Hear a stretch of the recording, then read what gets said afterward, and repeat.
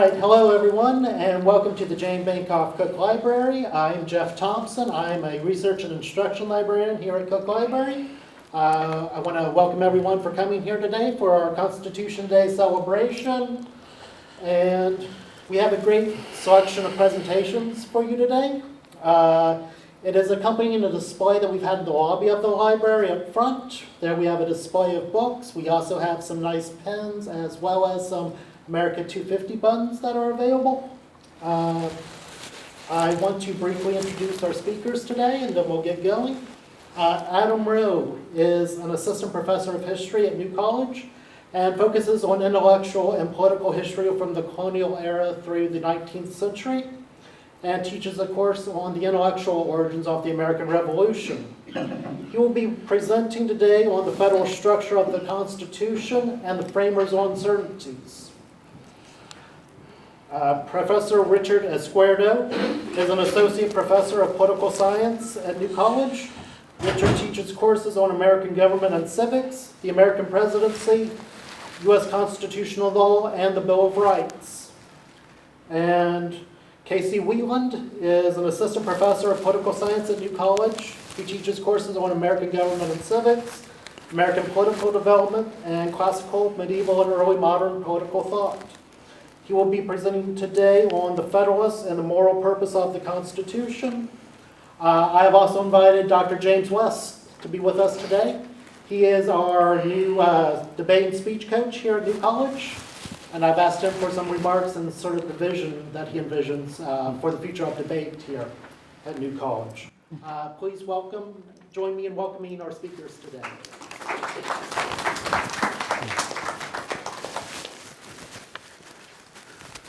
Hello, it's great to be here, so thank you all for showing up.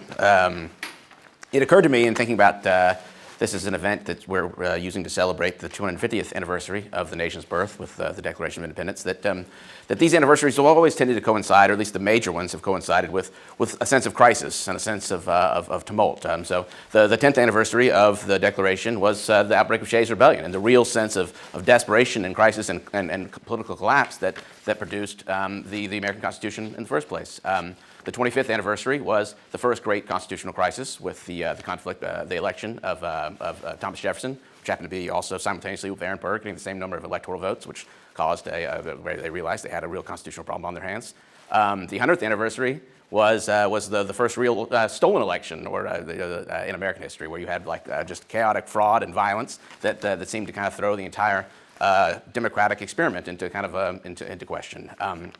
The 200th anniversary was it would have been presided over by Richard Nixon, but of course he was the first president to resign in disgrace. And it seems to me that maybe there's some kind of a providential hand in this, and that that these anniversaries, where we're supposed to be reflecting on our national past, also happens to remind us in the present that this heritage that we have is not a given, that we have to maintain it, and so.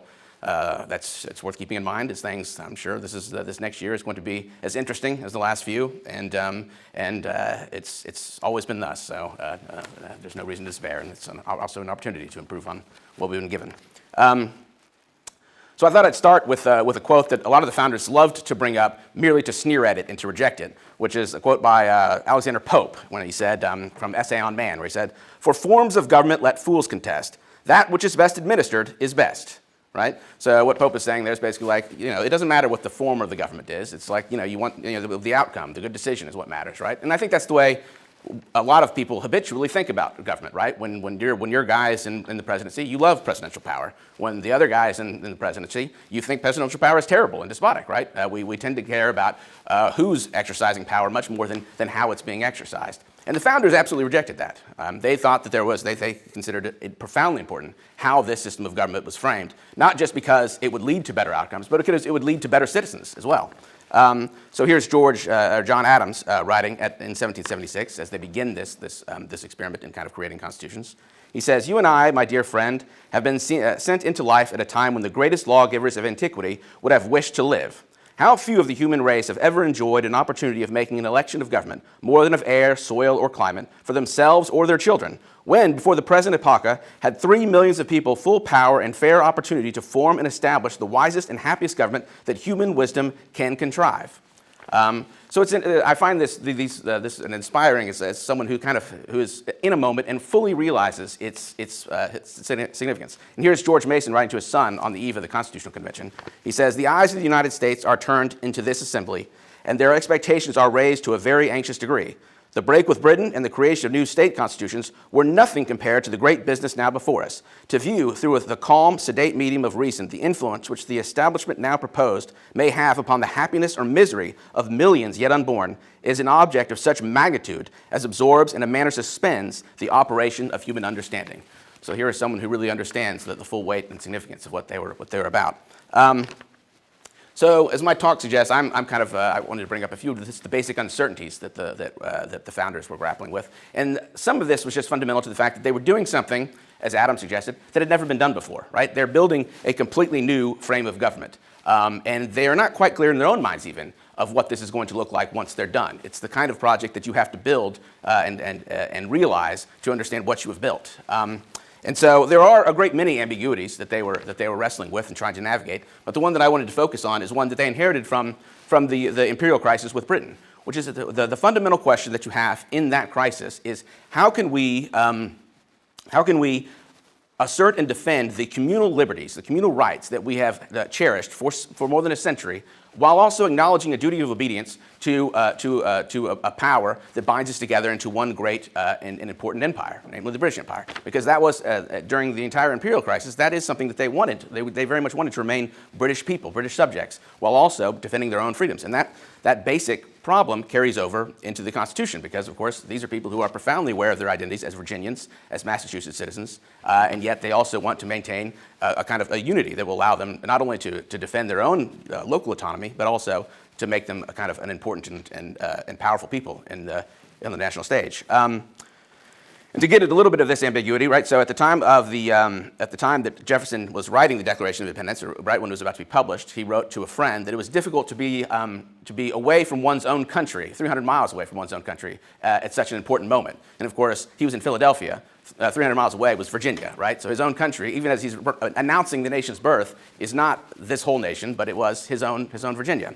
And you see this ambiguity, in fact, in the Declaration.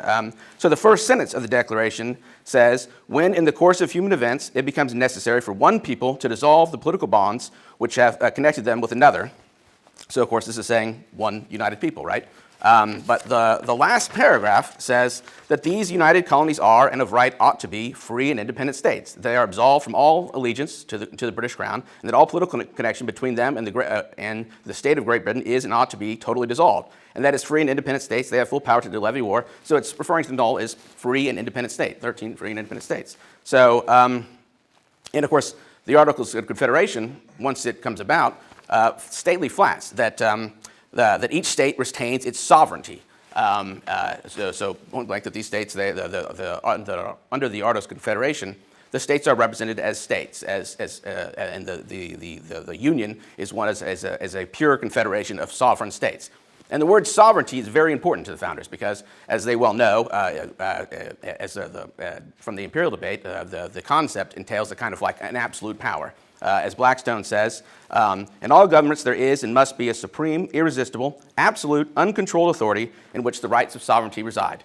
And so when the Americans are framing the Constitution, they are very much aware of this, and the people who are arguing against the Constitution are basically saying, no, look, the sovereignty has to reside somewhere. These people who tell you that it doesn't have to either reside at a federal government or at a state government are lying to you. It's one or the other. And the founders basically say, no, we can create a system in which sovereignty is retained by the people, that it isn't actually, that they do not actually delegate this sovereign authority to any government, not state or federal. And so the basic framework they're creating is one in which they are consciously defying what is considered to be the most settled political maxim, the most settled kind of principle of political science that European history at this time has established, which is that if you don't clearly delineate where sovereignty resides, you're going to find it in bloodshed, right? You're going to find it in chaos, and so this is a deliberate choice that they're making to avoid that, and so So as the Federalist Right in 3039 says, the proposed Constitution there is in strictness neither a national nor a federal Constitution, but a composition of both. In its foundation, it is federal, not national. In the source from which the ordinary powers of the government are drawn, it is partly federal and partly national. In the operation of these powers, it is national, not federal. And in the extent of them, again, it is federal, not national. And finally, in the authoritative mode of introducing amendments, it is neither wholly federal nor wholly national. Right? And of course, this is reflected primarily in the idea that the states are the ones that are ratifying the Constitution. The government is one in which, in Congress, the people are represented proportionally in one house. They are represented as states, as equal states in the other. So it is a deliberate blending of two kind of conceptions of government. And of course, this is, at the time, the really difficult thing is convincing Americans to accept a kind of diminution of their state's sovereignty, right? That's the real hurdle that they're trying to get over here. And they obviously succeed in creating this much stronger national government. But I wanted to end on the kind of the tragic irony of this, which is that the Articles of Confederation says that this is a perpetual union 9 times explicitly, right? Does the Constitution ever say no takebacks? No, it doesn't, right? Not only that, but the Articles of Confederation says that basically there can't be any change to this union unless all the states consent to it. The Constitution says 9 states can, if they ratify this, it's done, we're in. And the others, well, they can join or they can go on their own, they can crawl back to Great Britain, they can do whatever they want, right? So they are establishing a principle here of a kind of an idea of states being able to unilaterally change the status of this union, right? And of course, the reason for this, the most obvious reason, is that they couldn't have gotten this through if they had said that once you do this, you can't take it back. And the reason that would have been impossible is because it was an experiment. I mean, no one, even the people who were most enthusiastic about this, knew that this could go terribly wrong, right? And so, like, the idea that you could say this is a permanent, there's going to be no rescission of it, would have been impossible. And we all know where this ultimately led, but it is, I guess, the great tragedy of the founding period. Anyway, I'll leave it at that. One of the things that is really interesting about the Constitution and the Declaration of Independence 11 years before is that it comes at the end of the Age of Enlightenment. It comes from like about the year 1600 to about the 1770s. And so there's both kind of a lot of discussion about liberty and about the idea of political science. And I think you see a lot of that in the Constitution itself. One of the things I think is most interesting about the Constitution is a remarkable institution that we know as the American presidency. The American presidency, as Jack Rakov, Stanford historian, once wrote in his book Original Meanings, was the founder's most creative act. And I want to sort of talk about why I think it's the most creative act, but in a different way, completely different than what Professor Rakov would say. So I want to talk about what was really interesting.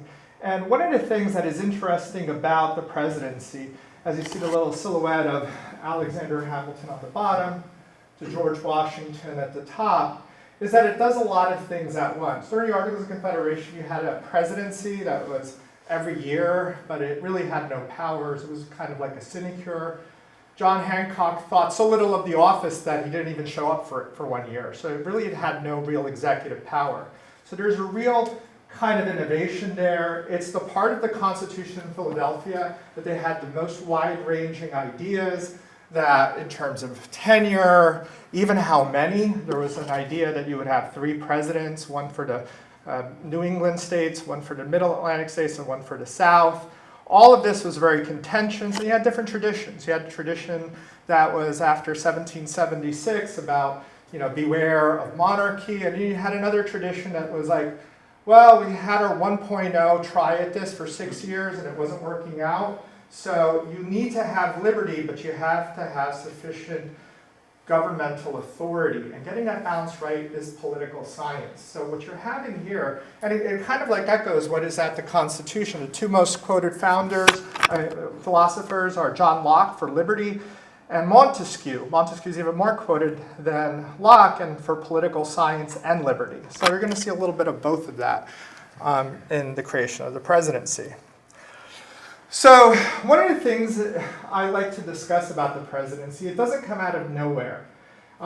Scholars tend to discuss the American presidency at the Constitutional Convention in Philadelphia in 1787, kind of talking about all those important debates, all these wide-ranging ideas on presidential authority and presidential power. But while it's necessary to understand the shortcomings, and there were a number of shortcomings of the Articles of Confederation, which lasted for 6 years, from 1781 to 1787, with its very clear lack of an executive power, a real executive power, it is not sufficient to understand the nature and function of presidential authority just kind of crafted at that time. It comes from somewhere. And one of the things I want to show to you is if I'm saying that the Age of Enlightenment was really pertinent to both the political science and ideas on liberty, I want to show you how that actually happens. And one of the ways that that story happens is through the modern executive power, the institution of the presidency. And I'm going to argue to you that the story does not begin in Philadelphia in 1787. It actually begins in Florence in 1513 with Machiavelli's Prince. Here you have one of the more famous pictures of Niccolo Machiavelli. One of the reasons we study Machiavelli, there are many, is that Machiavelli rejects classical political philosophy in favor of what he calls its more realistic methods, realpolitik. He clashes, he thinks Italy is in a mess right now, and Italy isn't like the Italy we have like today. There's kind of like 5 major kind of parts of Italy, but he thinks all of them are a former shadow of the Roman Republic. In one of his books, but one of the most read is The Prince, short little, about 100 pages, give or take, depending on how big the print is. One of the things he does is he reinterprets what the idea of virtue is. Aristotle would look at virtue as the idea of human flourishing. His fellow countryman from Italy, Cicero, would look at virtue in kind of a similar classical light. He reinterprets it as virtue, as this kind of idea of political mastery. And now he's really trying to come up with what modern executive power is supposed to be like. How you dominate a situation, make that situation governable, to make an orderly, stable regime. That's his kind of contribution to it. He also says glory is the legitimate end of the regime. These are kind of things that really breaks from the classical political thought. Among the many ideas of the Prince are this idea of virtue, it's kind of a political mastery of the situation, and fortuna, kind of the situation that you find yourself in.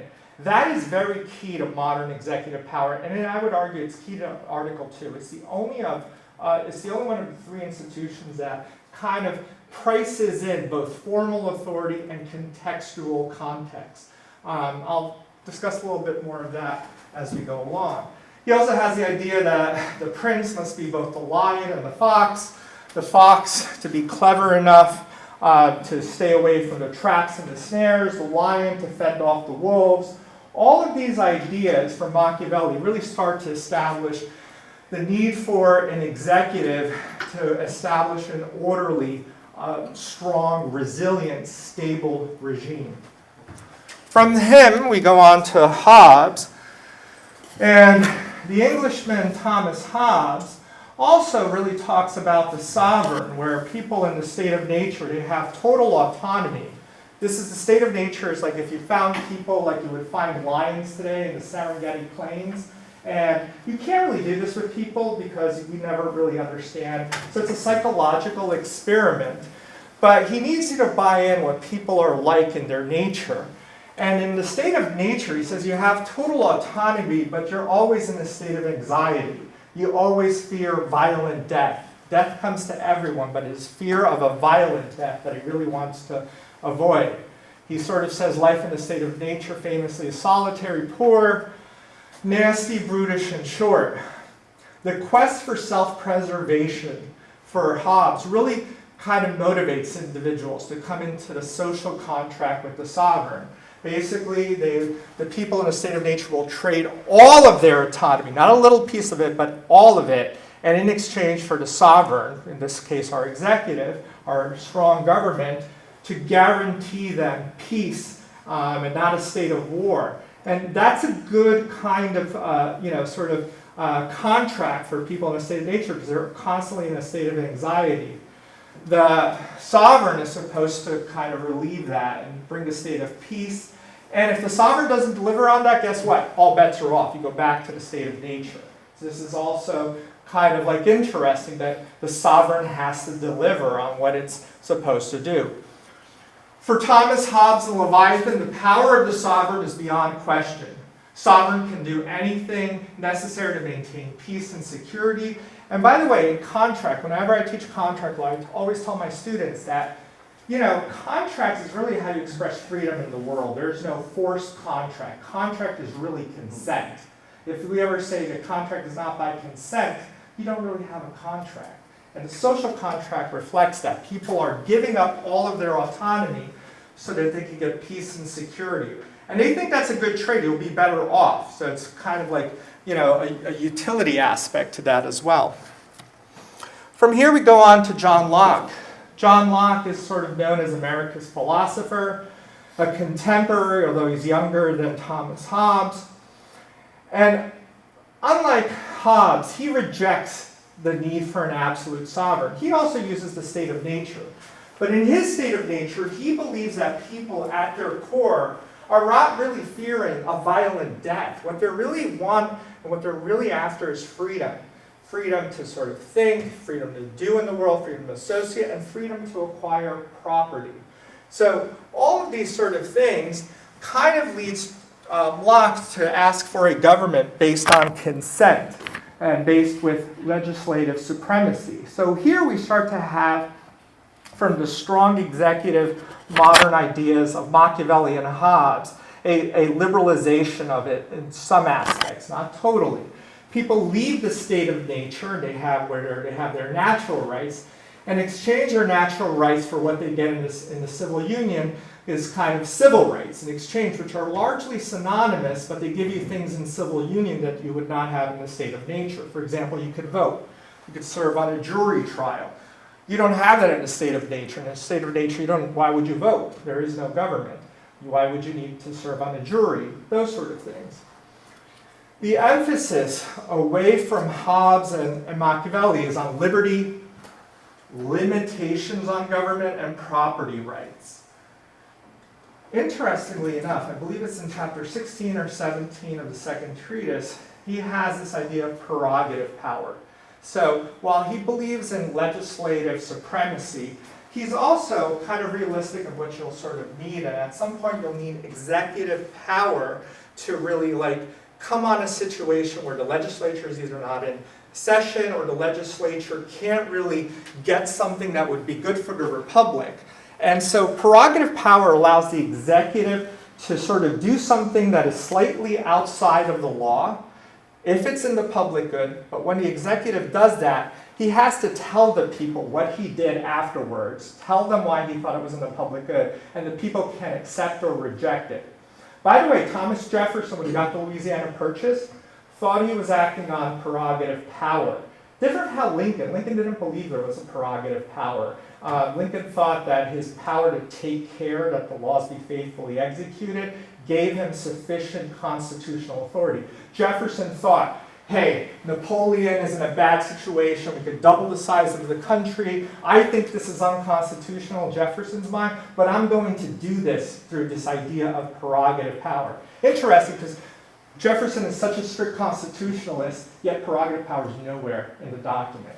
I don't even know if it's inferred. I mean, you can have good arguments on that. What you start to see from Machiavelli and Hobbes to Locke, and now my next person, Montesquieu, the next philosopher, is you get this strong lion of an executive power of Machiavelli and a liberalization, a constitutionalization, and yes, a republicanization of our executive. All of this is our tradition that, the American founders are writing the Constitution. And by the way, republics always fail. That's one of the kind of key points in 1787. When James Madison asked his good friend Thomas Jefferson, send me 2 trunks of all the latest books on republics, he reads all these books and it's depressing. Republics fail. They failed in Rome, They failed in the modern states of Poland, which is much larger than it is, the Netherlands, Switzerland. Republics always fail. I'm going to link Republican success to the executive as well. But before I do that, I've got to talk just slightly for Montesquieu. Montesquieu, in the Spirit of Laws, talks about the executive having its certain reign of authority, but it's restrained by a legislature that passes laws and by a judiciary that will apply the law to certain individual cases. That's what the judiciary. By the way, the fact that we have a judiciary is owed to Montesquieu. There was always this big debate. Locke thought the judiciary should be part of the executive. Others thought that the judiciary, because it's kind of like an extension of the laws in some way, and its application, it could be part of the legislature. The respect and the immense amount of respect that the founders had for his political science methods. If you're looking at Article 3 and our judiciary, it owes a great deal of debt to the ideas of the French liberal philosopher Montesquieu. The judiciary will apply laws in individual cases. With Montesquieu, you also get the idea, the beginnings of the need for a Bill of Rights, protect individual rights via an independent judiciary. For liberty to be secured, the regime needs a separation of powers and an explicit statement of individual rights. Then you can't talk about the presidency without Alexander Hamilton. He is the big 800-pound elephant in the room. I always tell my students that what is fascinating about our American Constitution is that we have a Hamiltonian presidency within a Madisonian Constitution. No matter what you think about Hamilton, and there are a great variety of thoughts on him, he's the most prescient of the founders. He's the kind of founder who kind of gets it most correct of the kind of republic we'll have. Believes strongly in a unitary executive. That differs greatly from his friend Jefferson. Jefferson really believed that the president would be more like a clerk-in-chief, like you're just executing the laws. If the legislature wrote the laws, hey, execute it. It's in the name, executive power, execute the laws. Not for Hamilton. Hamilton believes in a strong unitary executive to kind of be its own kind of power, very potent political power to balance out the legislature in particular. He talks about energy in the executive. Good government needs energy in the executive. It's a unitary actor, meaning one person is a president, and there are advantages of this. You could have decision, activity, secrecy, dispatch. He says this in Federalist number 70, his very famous Federalist number 70. And make no mistake about it, he was Anglophile. He really thought that a lot of what Britain did in terms of the monarchy was really admirable. And you could, I always tell my students this, you could have liberty under a monarchy. Liberty is just protected, it's a form of government. A monarchy can protect your rights just as good as a republic, maybe possibly empirically better. And Locke certainly believed that. Locke doesn't talk about republics in the second treatise. But now we start to see, you need sufficient power. You need something to attach to the republic, but you also need safety. And safety is really the executive's accountability to the people. The president would always have to be elected and come back to the American people. I also want to say 72. This is one that's a little sneaky and gets past people. But I think what you start to sort of see in the American executive in 72 is the kind of regime building and power that kind of we know as like, you know, the regime kind of presidents, the presidents that really take a stake and turn the republic in a certain direction. To quote Alexander Hamilton, he's talking about the love of fame, the ruling passion of the noblest minds, which would prompt the man to plan and undertake extensive and arduous enterprises for the public benefit, requiring considerable time to mature and perfect them, if he could flatter himself with the prospect of being allowed to finish what he had begun. What this is about is that the president, unlike Congress, is one person, and I'm going to sort of take a modern political science spin on this, a kind of like new institutionalism, rational choice. Presidents act differently from members of Congress. They think about their legacy. American presidents want to be popular two times, when they're elected and when they get reelected. But unlike the other two branches, President's one person. He wants to sort of do things that speak to his legacy. And I think Hamilton implicitly is talking about this love of fame. We're giving him enough time to build things that last, that speak to his legacy. You know this. We're still reading books on Washington, Lincoln, Jefferson, Reagan, all of these presidents, and none of these are alive, and we're still taking different takes on them.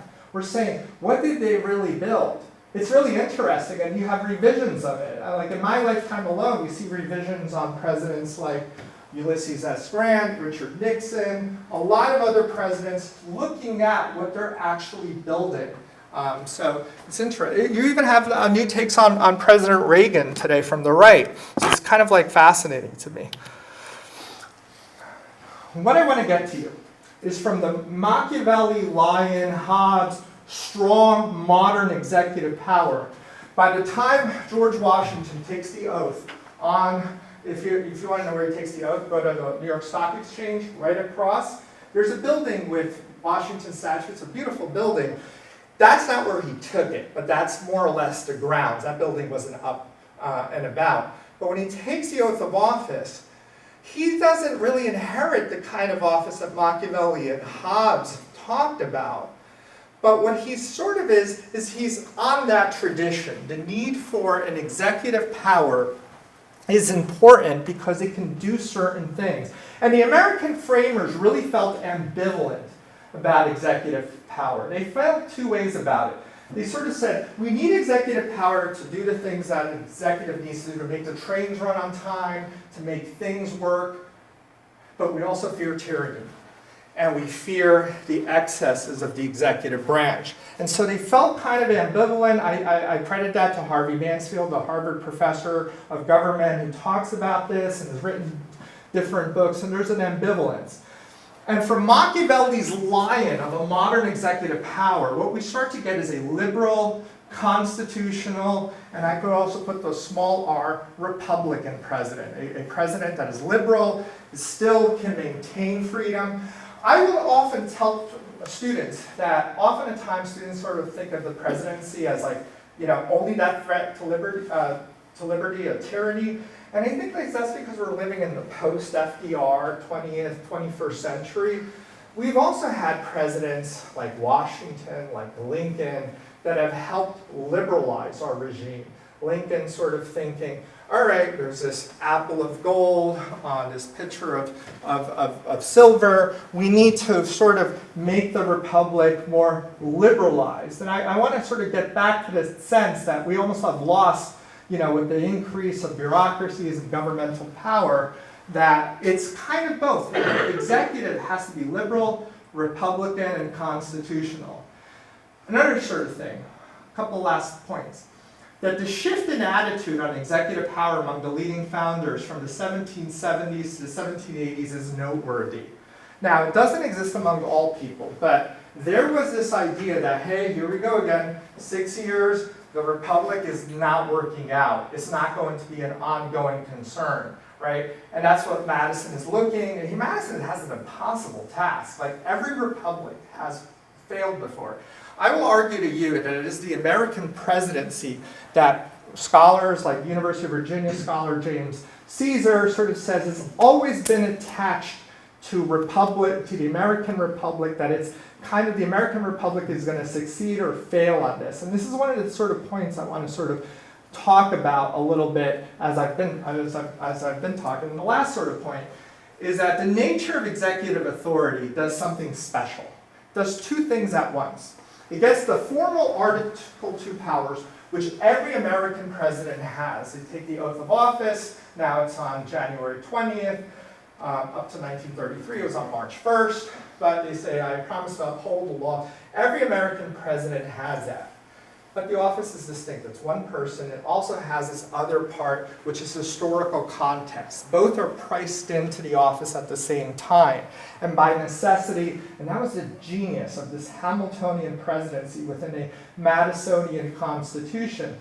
And if you have any doubts about that, Chester Arthur and Abraham Lincoln both inherited the same formal Article II powers. And we sort of know them very differently because of the times they lived in.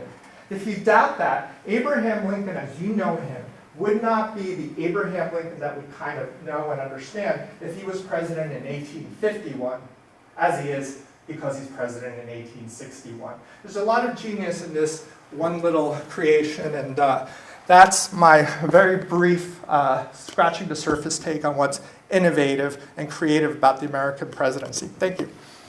Well, thank you everyone for coming out today, and thank you to Jeff and everybody else who helped to organize this event.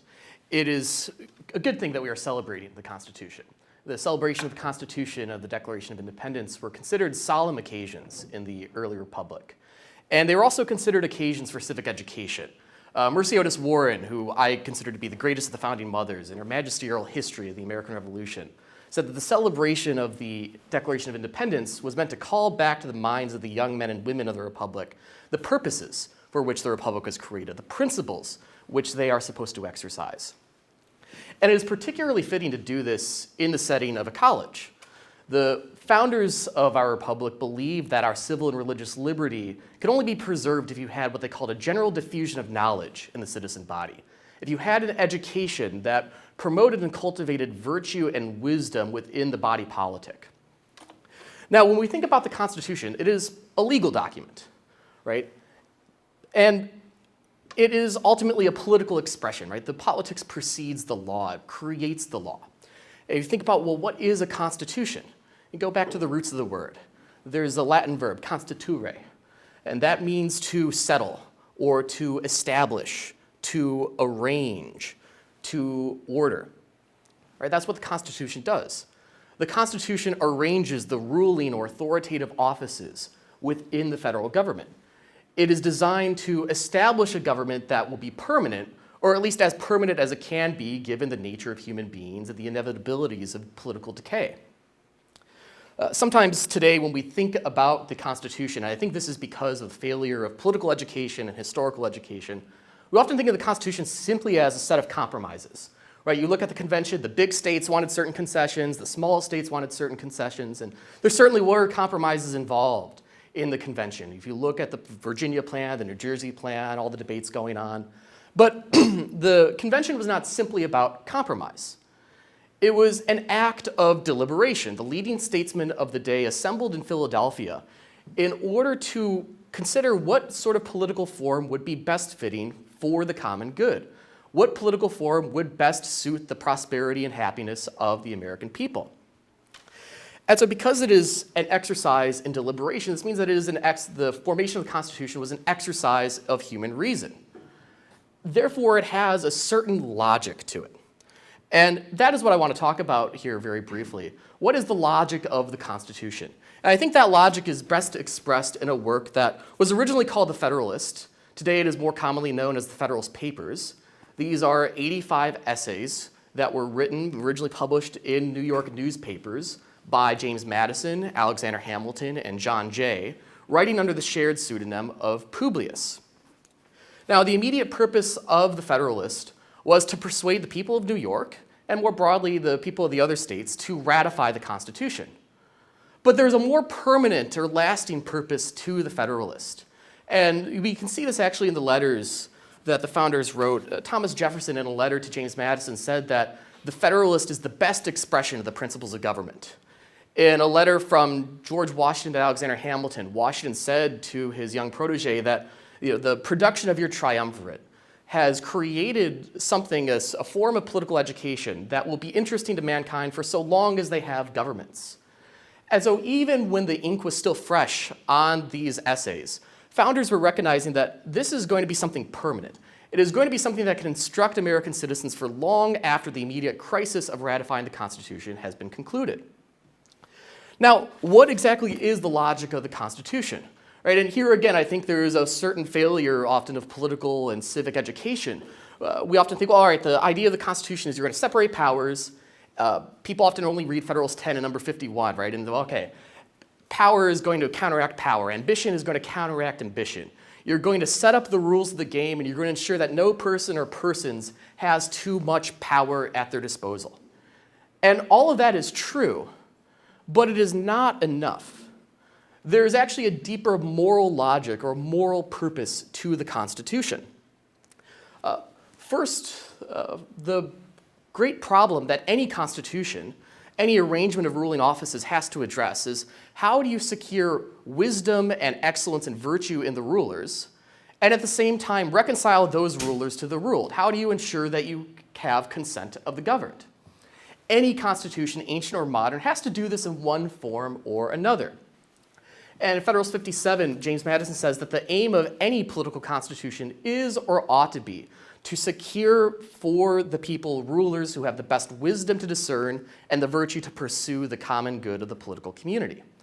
All right, so the securing of virtue and excellence and wisdom in the rulers, this is necessary. But then also, we're not going to have a monarchy, right? And Professor Izquierdo has, I think, done a really good job expressing this, the creation of the presidency. We want a republic. We want the rule through the consent of the governed. And this is the other pole that the Constitution has to establish.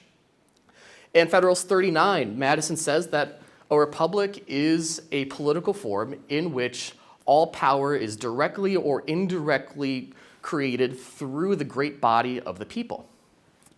All right, so we have to reconcile these two things. And this is an ancient problem, reconciling consent of the governed with the rule of wisdom. Now, what does that mean for what the political rule is ultimately going to look like? Well, you're not going to simply have majority rule, right? 51% is not going to automatically get what they want. In Federalist 63, Madison says, well, what we want is not simply the rule of the majority, we want the rule of a constitutional majority. He refers to this as the cool and deliberate sense of the community. In other words, we want to ensure that it is the reason of the people that ultimately rules. Not their passions, not their interests, but ultimately the reason of the people expressed through the constitutional form. And so when we think about the separation of powers, well, what does that really do? Right? The separation of powers does counteract ambition with ambition, right? It sets the different branches of government against one another. But it also has a higher moral purpose to it. The separation of powers creates an arena for politics. It creates an arena in which we can speak. We have the freedom of speech. We have the power to deliberate with one another. We have the ability to reason, to use our rational capacities. The separation of powers creates an arena in which the exercise of those rational capacities is possible, and in which it becomes actual, it becomes expressed within the government. Now, the problem, though, is that we're talking about human beings here. Right? Human beings have this unique capacity for reason, but this does not mean that we are always reasonable. We very often are not. In Federalist 51, James Madison says that, well, a constitution or a government is really an expression of human nature. And if angels were to govern men, we would not need any controls or any limits on government because we would be governed by perfect beings that would order us rightly. Or if men were angels, we would not need a government at all because we would not need the government to tell us what to do or to make us behave ourselves. But in establishing a government in which men are going to be ruling over men, you need to first ensure that the government is able to control the governed and also ensure that the government controls itself, that the powers of the government are limited. Now, what Madison is getting at here is that the rule of reason, the rule of wisdom needs support. And that support is found through law. The purpose of law, as the framers of the Constitution understand it, is to provide sufficient force or compulsion to ensure that reason is able to control our passions. Right? Human beings are not simply brains in jars. We have passions. We have irrational elements of our souls. And those elements of our souls, those irrational elements, have to be restrained. They have to be properly channeled. They have to be properly ordered under the rule of reason. This is what self-government ultimately is. This is what individual self-government looks like when you're governing your own life properly. And that is ultimately what political self-government is as well. In Federalist 15, Alexander Hamilton asks, why has government been instituted at all? He says it is because the passions of men will not conform to the dictates of reason and justice without constraint. Right? We are in need of law because we do not automatically conform to the dictates of reason and justice. In Federalist 49, James Madison says, it is the reason alone of the public that ought to rule. The passions ought to be controlled and regulated by the government. In other words, the purpose of the Constitution is to ensure that the reason of the public rules over the passions of the public. Right? The Constitution is designed to elevate human reason above human passions. And in elevating reason above the passions, you are able to secure justice. You are able to secure what Hamilton calls in Federal 16, private rights and public happiness, and to reconcile those two things to each other. Now, this means that the Constitution is ultimately a vehicle for us to govern ourselves. But it's a vehicle to govern ourselves properly, to govern ourselves responsibly. It is designed to cultivate reason, justice, and virtue, not just in the rulers, not just in those who are going to hold the authoritative offices, but also in the public. If you look at the writings of the founders around the times that the state constitutions are being created, in 1776 and afterwards, the founders had this idea that a constitution is going to set a certain mark on the citizens. It's going to set a certain tone for civil society, and that a good constitution will ultimately be emulated in the practices and the habits and the expressions of the people. If you have a good constitution, it's not just going to simply order or frame the government, it's going to also, in a way, order the souls of the citizens. It's going to help to elevate reason and wisdom and virtue in their souls. Now, what this means ultimately is that a constitution is necessary, but it is not sufficient. In some ways, a constitution can only be as good as the people that are ruled by it. There's a famous letter from President Adams to the Massachusetts militia, and there's a line of this letter that you all likely recognize, where Adams says that our Constitution was created for a moral and religious people, and is not fit for any other. If you actually read the entire letter, it's actually a very, very dark letter. It's very disturbing, actually, in a way. What Adams goes on to say in this letter is that if the people become vicious, if they lack virtue, then we will have no way to restrain them. We will have no way to ensure that reason ultimately rules. He says that a vicious people would go through our Constitution as a whale goes through a net. In other words, we would not ultimately have a free nation. We would not have a free government. In Federalist 55, James Madison says, "As there is a degree of depravity in mankind, which requires a certain degree of circumspection and distrust, so there are other qualities in human nature which justify a certain portion of esteem and confidence. Republican government presupposes the existence of these qualities in a higher degree than any other form. Were the pictures which have been drawn by the political jealousy of some among us faithful likenesses of the human character, the inference would be that there is not sufficient virtue among men for self-government, and that nothing less than the chains of despotism can restrain them from destroying and devouring one another." In other words, a written constitution is not enough to secure self-government. If human beings are ultimately more vicious than virtuous, then you cannot have a free republic. You can ultimately either have tyranny or anarchy, right? You will either have a government powerful enough to restrain people, the kind of Hobbesian absolute sovereign, or you will be left in a state of anarchy. The Constitution is designed to steer a middle course between those twin dangers. Right? It's designed to create the conditions in which you can have a freedom that is not license and an order that is not tyranny. And this is why, ultimately, the founders believed that in order to secure our civil and religious liberty, a constitution would not be enough. It is going to be necessary but sufficient. Our civil and religious liberty can ultimately only be secured if you have a general diffusion in the body, general diffusion of knowledge in the body politic. If you have a certain kind of education that can cultivate reason, wisdom, and virtue in the people. Thank you. My name's Dr. James West. I just started here 2 weeks ago, so almost all of you don't know me. I was hired here to be the new speech and debate coach. So last Thursday, we had the first meeting. I want to thank Kevin and Andrew for both helping me put that together. We had 11 students come. And we have our first meeting of the new speech and debate club in this room at 4:30 this afternoon.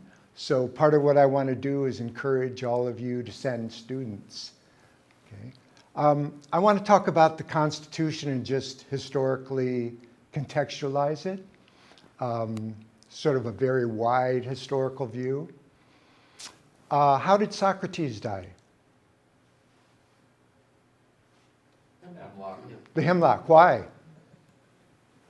because he was a virtuous man. Or so says this. Yeah. Why did he drink the hemlock?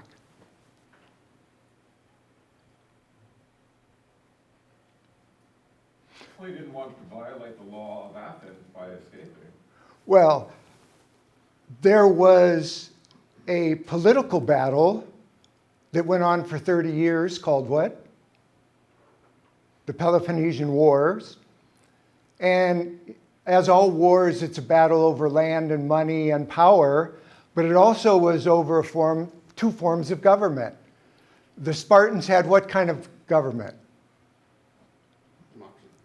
An oligarchy, ruled by few, where the generals of Sparta ruled the Sparta part, and for this 30 years they have a war with Athens that has what kind of form of government? Democracy. It's not the kind of democracy we think about.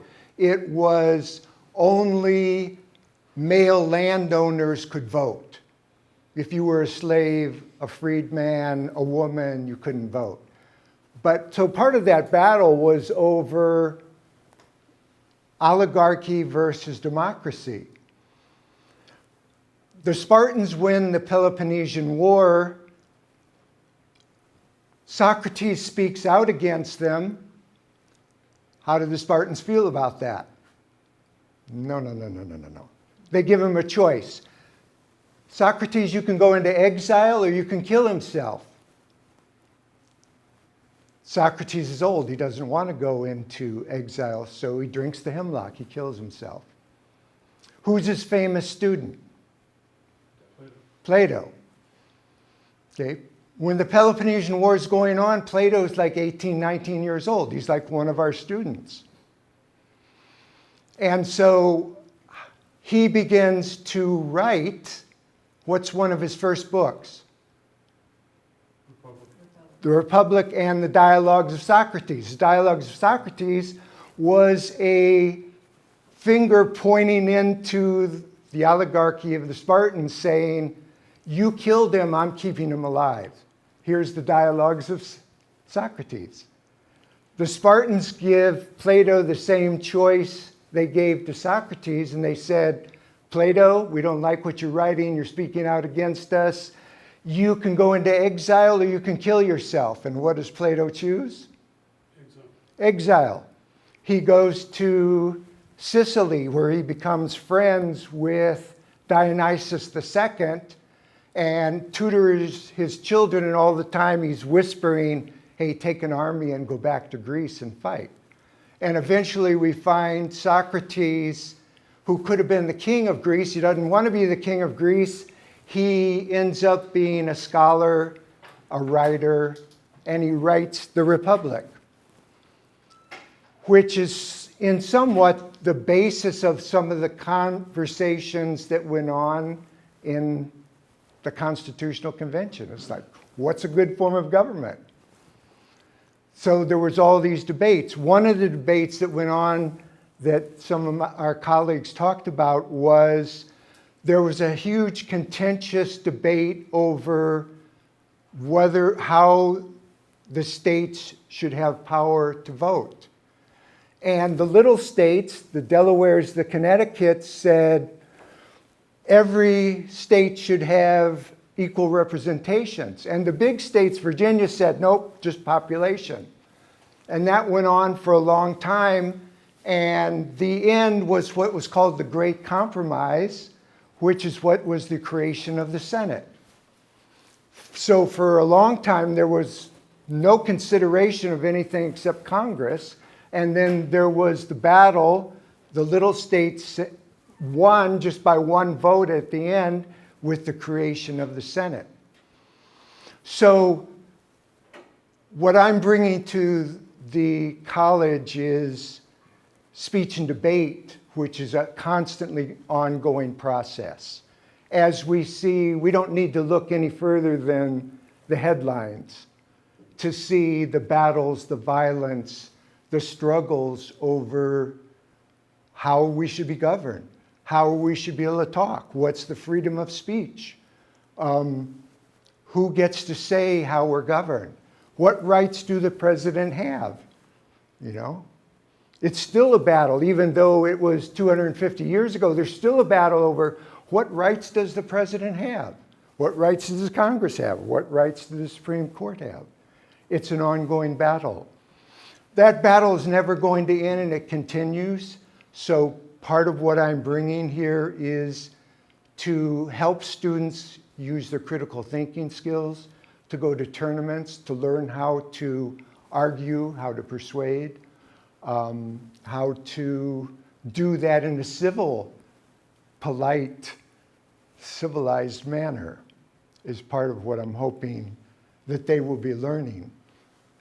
This, what we're talking about today, the Constitution, is an ongoing process, again, historically contextualized. So if we will go back, if we go 100 years forward from the Constitution to 1878, the big contentious argument was what my great-great-great-grandmother's name was Virginia Anthony, whose sister was Susan B. Anthony. So my great-great-great-aunt was Susan B. Anthony. And for 40 years, they argued over suffrage. Should women be allowed to vote? It took them 40 years of debate, 40 years of speeches and arguments from 1878 to 1920 before women were allowed to vote. And so then, again, going up to where we are today, I don't need to educate you about what the arguments are, what the violence is, what the position of the Supreme Court is, what the position of Congress or Senate or the President is. So 4 years ago, I was the speech and debate coach at the University of Missouri. My team won the national debate championship.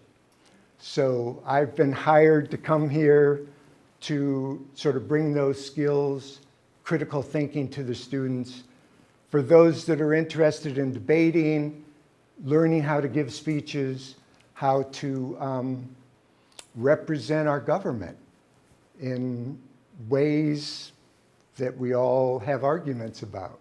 And I'm hoping maybe next semester or next year I'll be able to offer a course called Argumentation and Debate. And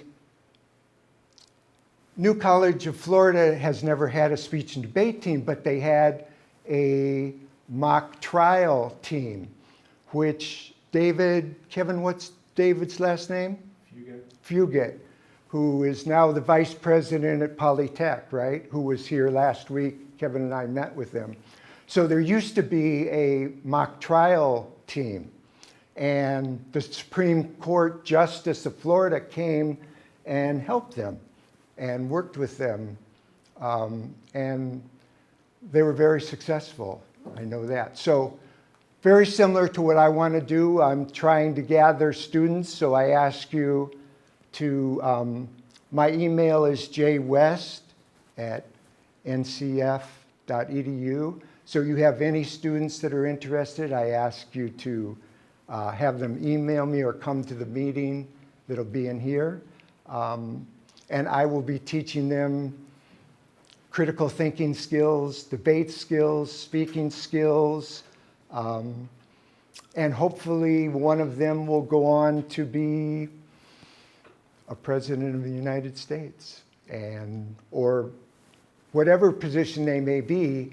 If it's an elected office, they better have very good debating skills, because that's something that everyone representing our country pretty much needs, is to be able to debate. So I thank you. I thank my colleagues for the presentation, and it's wonderful to meet all of you and to be here. Thank you.